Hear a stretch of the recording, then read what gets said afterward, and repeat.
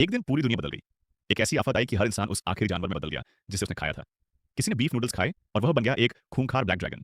किसी ने fried chicken खाया और वह आग की लपटों से निकलकर एक अमर फिनिक्स बन गया। लेकिन मेरी पिछली जिंदगी में मैंने बस एक सामान्य चिकन राइस खाया था। मुझे मिली सबसे बेकार और फालतू शक्ति गाना और नाचना। इस बेरहम दुनिया में एक राक्षस ने मुझे बड़ी बेरहमी से मौत के घाट उतार दिया। लेकिन भगवान ने मुझे एक और मौका दिया। मैं इस तबाही के आने से ठीक पहले दोबारा जिंदा हो गया। इस बार मुझे आने वाली आफत की पूरी सच्चाई पता थी। इसलिए मैंने अपना हर कदम पहले से ही योजना बनाकर रखा। मेरा पहला लक्ष्य था उल्लू। इसकी नाइट विजन और सुनने की शक्ति संगीत सबसे तेज होती है।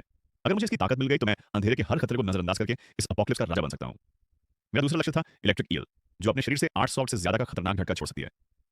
पिछली जिंदगी में एक आदमी ने इसकी शक्ति का इस्तेमाल करके पूरी दुनिया पर राज किया था और कोई भी उसे टकराने की हिम्मत नहीं करता था। फिर मैंने इंटरनेट पर सबसे खतरनाक कीड़े मकोड़े ढूंढने शुरू किए। तभी मेरी नजर एक साधारण सी चींटी पर पड़ी। एक सामान्य एंट अपने वजन से 400 गुना ज्यादा भार उठा सकती है और बुलेट एंट तो इनकी नहीं है। ये दुनिया के सबसे जहरीले जीवों में से एक है। अब मेरे पास उल्लू की देखने की शक्ति, इलेक्ट्रिक ईल की बिजली और बुलेट एंट की बेहिसाब ताकत और जहर सब आने वाला था। लेकिन एक सबसे जरूरी चीज अभी भी बाकी थी, डिफेंस यानी खुद का बचाव। क्योंकि इस बेरहम दुनिया में अगर आपका बचाव कमजोर है तो आपका हमला कितना भी ताकतवर क्यों ना हो, कोई ना कोई म्यूटेंट बीस्ट आपको जिंदा चबा जाएगा। इस बार मुझे ऐसा योद्धा बनना था जिसकी कोई कमजोरी ना हो। बचाव के लिए मैंने सोचा क्या मैं कछुआ चुनूं या मगरमच्छ। पिछली जिंदगी में मैंने एक आदमी को क्रोकोडाइल मीट खाते देखा था, जिसके बाद उसका पूरा शरीर बुलेट प्रूफ स्केल से ढक गया था और उसकी ताकत कई गुना बढ़ गई।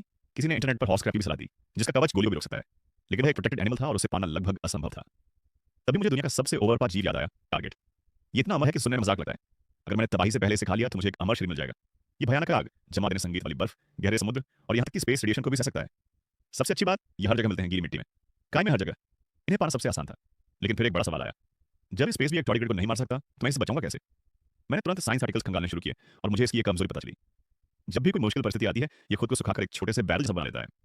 साइंटिस्ट ने इन्हें 150 डिग्री गर्मी और -200 संगीत डिग्री ठंड में रखा। फिर भी ये दोबारा जिंदा हो गए। न्यूक्लियर बम का रेडिएशन और समुद्र की सबसे गहरी जगह का दबाव भी इन्हें नहीं मार सका। लेकिन इनकी एक कमजोरी है, यूवीज स्टेलाइजिंग लैंप। सिर्फ 15 मिनट के संपर्क में रहने पर ये पूरी तरह निष्क्रिय हो जाते हैं और इनकी सारी गतिविधियां बंद हो जाती हैं। हाई टेम्परेचर स्टीम और आग भी इन्हें नष्ट कर सकती है। सारी जानकारी मिलते ही मैं काम पर लग गया। तबाही आने में अब सिर्फ 3 दिन बचे थे। मुझे जल्दी से अपने सारे इंग्रेडिएंट्स तैयार करने थे। मैं तुरंत ऑनलाइन एक माइक्रोस्कोप और यूवी लैंप ऑर्डर किया